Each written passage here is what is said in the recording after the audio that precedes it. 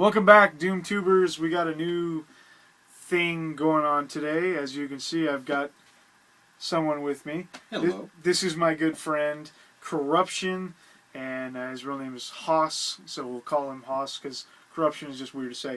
So, this is our new segment that we're going to start doing maybe a little bit, Doom and Corruption. We kind of thought it was kind of a cool name. At least I did. I kind of told him about it just like an hour ago. Yeah, I'm completely okay with this. I guess it's all right. So we decided that, and by the way, this is the guy who keeps bringing me games to play that I never seem to get around to. Yeah, so, and he's kind of hated me most of my life for... I have never hated you, ever. Now, was I extremely jealous to the point of wanting to kill you? Maybe. Yeah. But that doesn't mean that I hated you. Yeah. For those of you who watch my channel, you know that I sometimes refer to the kid who had everything. Yeah, that's me. That's I don't know what happened. But you know, at the same time, I realize in adulthood that you really didn't have that much.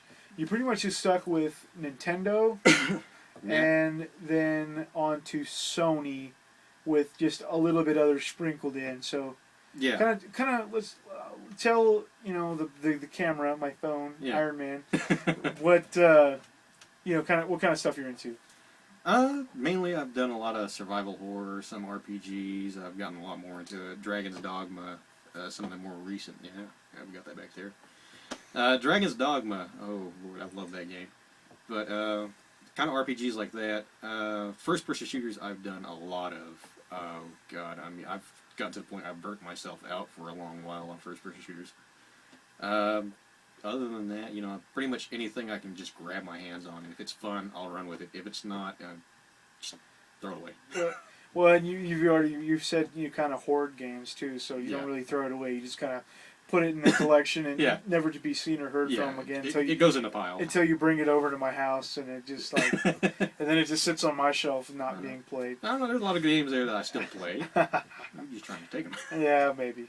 But yeah, he's a good friend of mine, has been, for my whole life. We kind of went our separate ways a little bit, kind of in the middle there, growing up, all that crap. But recently moved back to the area and is kind of looking for a new place to kind of set up shop so we can have a game room. So maybe in the future we can do some videos from his pad, once we get to that point. But I'm sure, I haven't even seen, even a quarter of his collection. I'm sure he's got tons of games.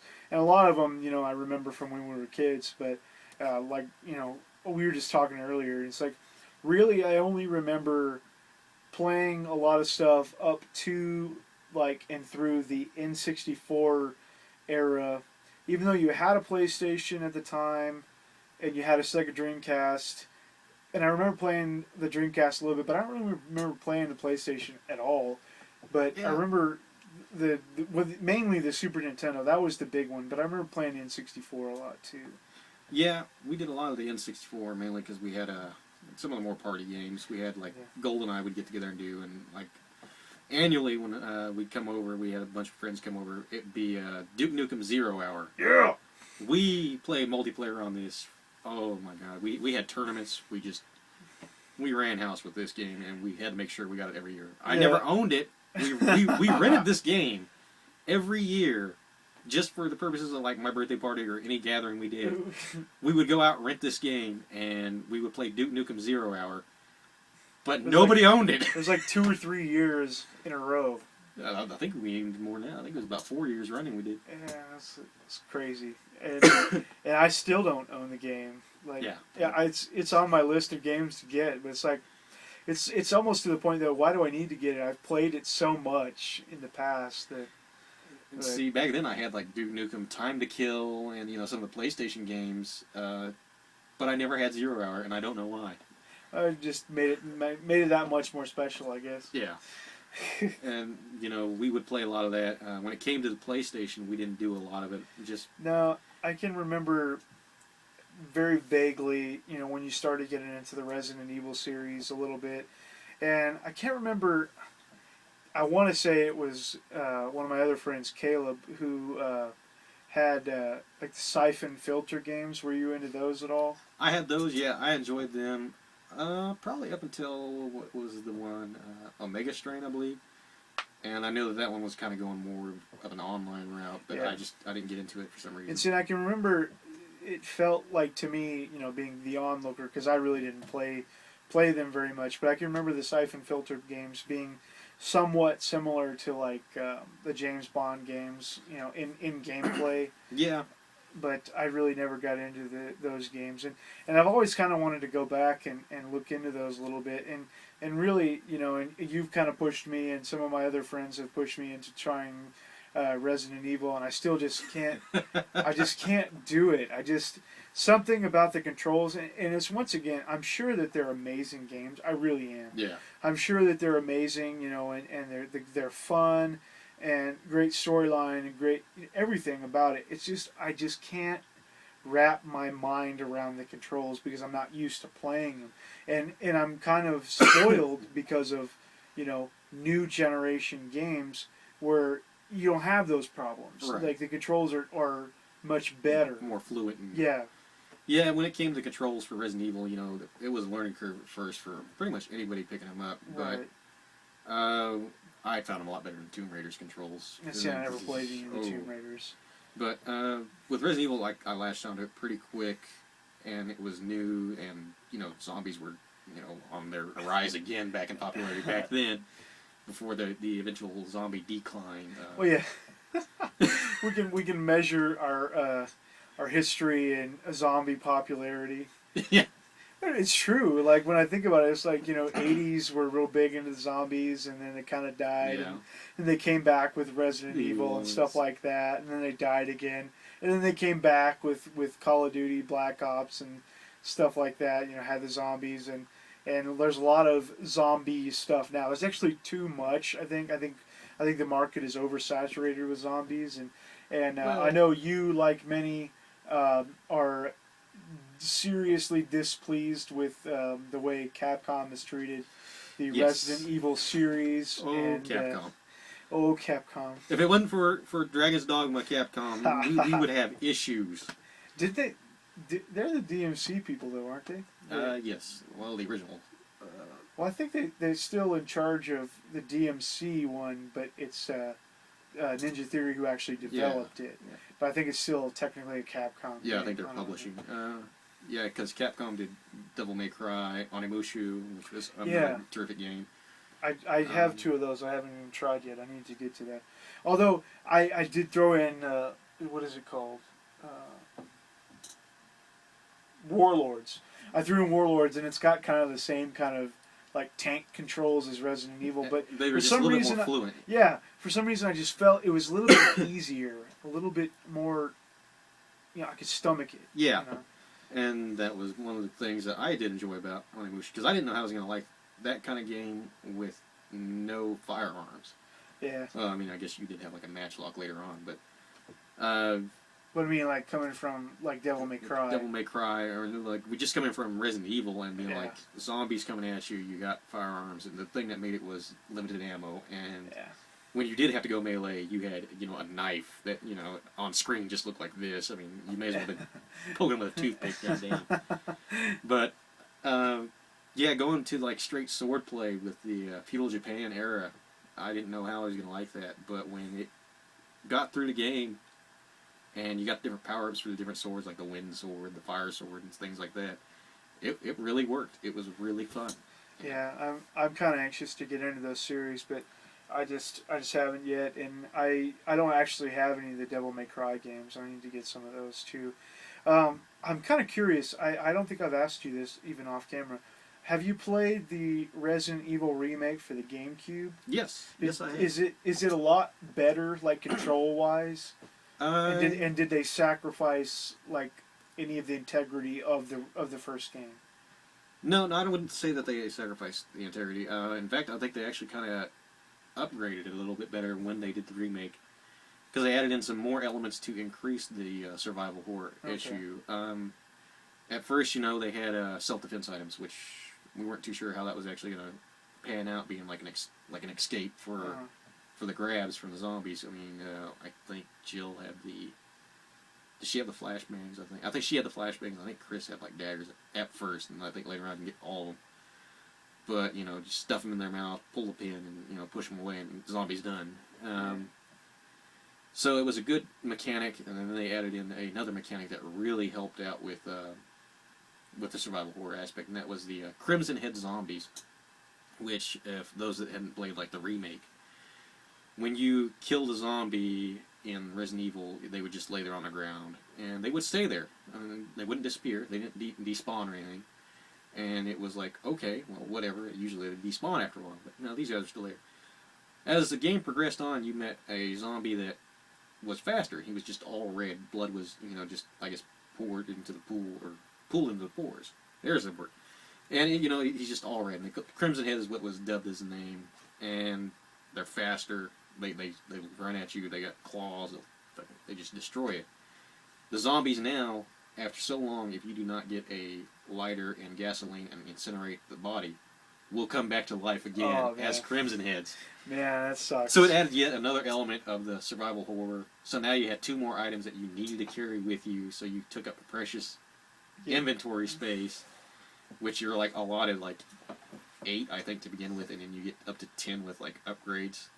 But it's still that's crazy. Considering the things you want to carry, you need to carry, your gun, your ammunition. Now you got to carry a lighter, some fuel. If you want to save later on, you got to carry your ink ribbon. So there was a lot of management to this. Oh wow! That, you know, it's like I sacrificed some ammo for an ink ribbon. I don't know. Yeah. So they really stuck well with that remake. I enjoyed the remake. And as far as the controls went, yeah, they were about the same, but I mean, they were a little bit more fluent just because of the hardware jump from the original PlayStation to the Nintendo GameCube. I don't think it's too expensive, so I might try to look into that a little bit to try and get into it. You know, and it's so tempting to try and or want to play 5 and 6 because they're readily available. You know, they're for the PlayStation 3 and the 360. You know, with the controller that I like. Yeah. You know, and so it's so tempting to me for me to want to go out and play those to get like a feel for the Resident Evil series, but I think I should probably avoid them for now. Well, I think, like we discussed earlier, I think like 4, 5, and 6 are more for gamers, kind of like you. Right, and so I would probably like them, but then I wouldn't tell anybody that I liked them because I wouldn't want to get the Resident Evil purists would be kind of upset with you. And you are one, and Steven is one too, and yeah, I really want to try it.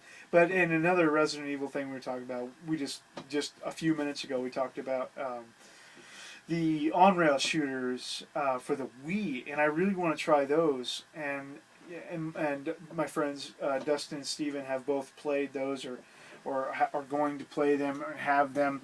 And I watched some gameplay on it a little bit, and I really, really liked what I saw, but you said that you didn't care for it.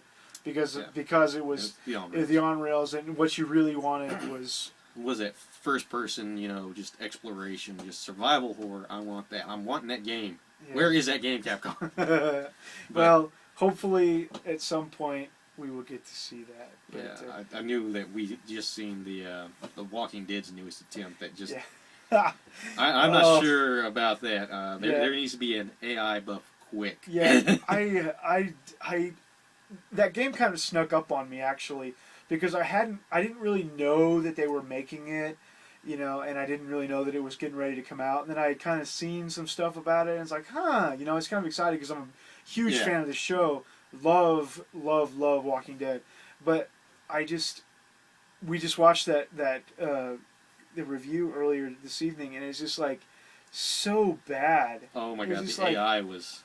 It's like, it doesn't even look like fun because it's so bad. Yeah. Like, it doesn't even look like mindless fun, you know, like when you get together with buddies and play, and then there's no co-op, too. Yeah, which was surprising. There's no co-op, so you can't get together. You're stuck playing it by yourself no matter what. And, yeah, it just looks horrible. And see, even Colonial Marines, which also looked bad, looks better than that game. So, that's... Yeah. And to have, like, 2 of the main characters that like everybody loves in that series, Daryl and Merle. Yeah. and not to have co-op, I don't know. Yeah, it doesn't make any sense at all. But I guess whatever. Hopefully, I don't know. I don't know what I hope for. But sorry, no dice for the first person survival horror that you're I know kind of craving. And a lot of it has steered away from like I said, the survival horror to more like action horror. Right. And seeing I think. We were talking about this earlier. We should have just been recording this whole time. We've been talking for like 3 hours. Like what I really liked in Doom 3, like that was kind of my first, sticking my big toe in the water of, survival horror, but still Doom. It was Doom, through and through, but it was still like reaching, trying to grab some of that survival horror crowd. And I really liked that, because it was still Doom and it was still a first-person shooter. And I even Quake 4 was kind of like that too, but still not near as much survival horror. But it's still a little bit there. And we talked briefly about the Fear series and how it was kind of like that too. So I really think those are more my type of games. Yeah. As far as survival horror goes, but I do want to give some of the other ones a try. And see, I haven't played any of the Silent Hill games yet either. So I've enjoyed a lot of those.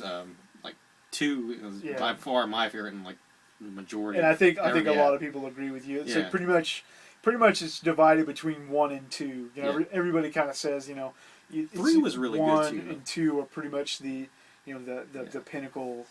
2 games. I won't take anything away from 3. 3 was actually pretty good, but when it came to like 4, which wasn't even originally designed as a Silent Hill, it was halfway through. It was like, hey, this shit's not going to sell too well. Let's just slap Silent Hill on. Yeah, see, and I had just recently seen like the HD collections available for the PlayStation 3, and I kind of considered it. And some of the newer games like Homecoming and Downpour, I kind of thought about buying those, but it's like, I really don't know what I'm getting into with it, so I really think I want to play at least 2, at least 2 and 3 before I go anywhere beyond that. But that's for another day. But anyway, I want to thank Haas for coming over and sharing a bunch of his games with me and kind of agreeing to do this little video series with me. And we've got some ideas maybe for future episodes where we want to do. Like a specific game type. Today was kind of dubbed as our survival horror one, I guess, because just a preliminary, just because introducing you and talking about some of your favorite games and your favorite series and bashing on Capcom a little bit. And so we got some more ideas for other episodes down the road, but I think that's all I got for now. You got anything else to say? I don't think so, other than the bashing Capcom thing. Capcom, don't take that as any offense. I still want Dragon's Dogma Dark Arisen. Let's keep that good. Let's keep that cool. Well, and Capcom, I really don't want to bash them either, because I really hope that they appease fans by getting back into what made Capcom so great in the beginning. And I think 99.9% of Capcom fans want that too, which is Mega Man. Yeah, I'm sure they're pretty pissed. But anyway. Haas is going to do some videos on his channel perhaps in the future. He doesn't know when or if, but this is my way of making him, I guess, by saying it in this video. Maybe he'll do that, kind of show off some of his collection and stuff in the future. But hey, if he wants to, he's more than welcome to record a video and put it up on my channel for now if he wants to. So anyways, thanks for watching. This has been Doom and Corruption episode number 1. Thanks for watching.